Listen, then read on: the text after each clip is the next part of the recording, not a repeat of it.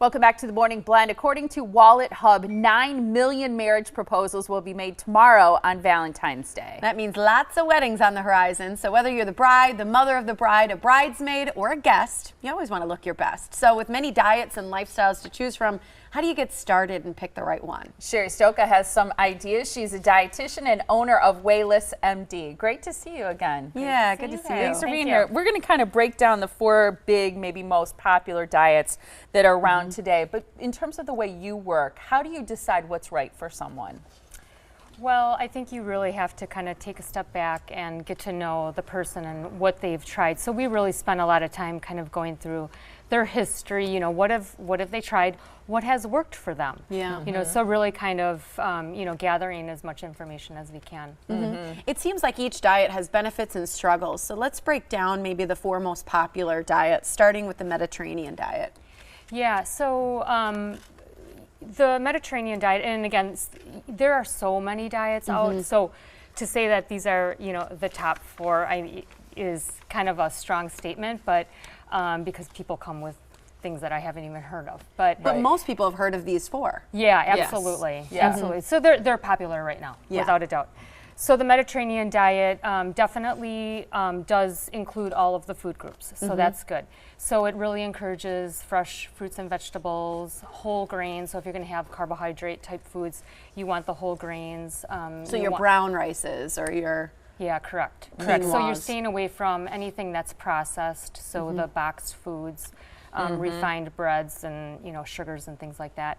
Lean meats, and then really trying to incorporate the healthy fats. So the olive oils is very important in this particular diet. A lot of people know that with the Mediterranean diet, or at least they've heard that you can have red wine on it. Yes, yes. So it's now we're supposed to encourage, you know, that is an optional choice for them. So it's not like, you know, we try to get people to start drinking wine once they decide to go. No, but that it's allowed in moderation. It is allowed in moderation. So then you're kind of trying to determine, well, really, what is moderation? You know, for a lot of women, you know, some are maybe drinking a little bit beyond the moderate amount, right. You know. So. Yes. And then it does not help your weight loss. Yes. But the benefits are it's heart healthy, it's brain healthy, it can help with diabetes and cancer prevention. But the problem is it's really tough for people to make some of the food and really be able to have that kind of food on hand, right? Yeah, absolutely, because as we all know, just busy lifestyles, you know, it does require more preparation and planning and more time in the kitchen doing those things because you can't stop and run and grab something quick. So it definitely is one of the more sustainable plans, I think, because it doesn't eliminate any food groups. Yeah. But again, it's really kind of, you know, trying to fit that into, you know, your busy lifestyle. Yeah. Let's talk about the paleo diet. What you can eat just real quickly and what you can't. So yes, the paleo diet, you can have, again, fresh fruits and vegetables. It encourages some lean meats. You can have eggs. You cannot have any grains. So, you know, the 2 big things that I think most Americans eat are grains and dairy. Yes.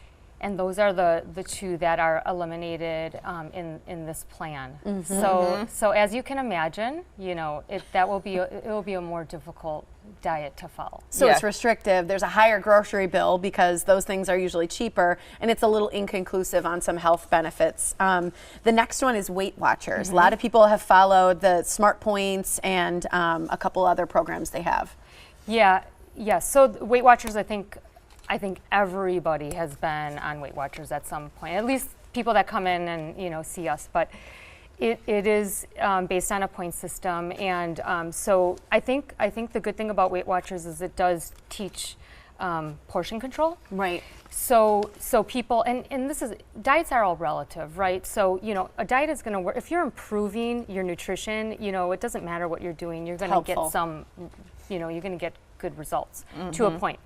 But Weight Watchers, you know, there are over 200,000 foods that are now, they have a point associated with it. So it works, again, in portion control. The one thing that what we work with people through is really what happens after you don't have the points to associate with. Yeah, certain it foods seems that like you're the taking. con is just maintaining it and not having a strong program that way. HCG is another one that a lot of people are familiar with because it includes a protein hormone that's produced when women become pregnant, and it's associated with rapid weight loss.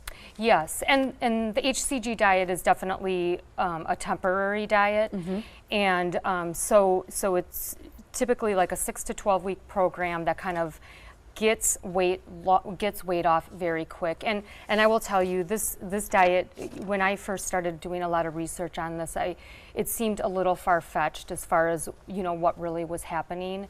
And the whole basis behind it is that you give this protein hormone, and along with calorie deprivation, or you create a deficit with the calories, and the body literally has to find calories somehow because HCG is a pregnancy hormone. And so the body literally does go to, fat becomes your calories. And so this does change people metabolically. It absolutely is safe for most people.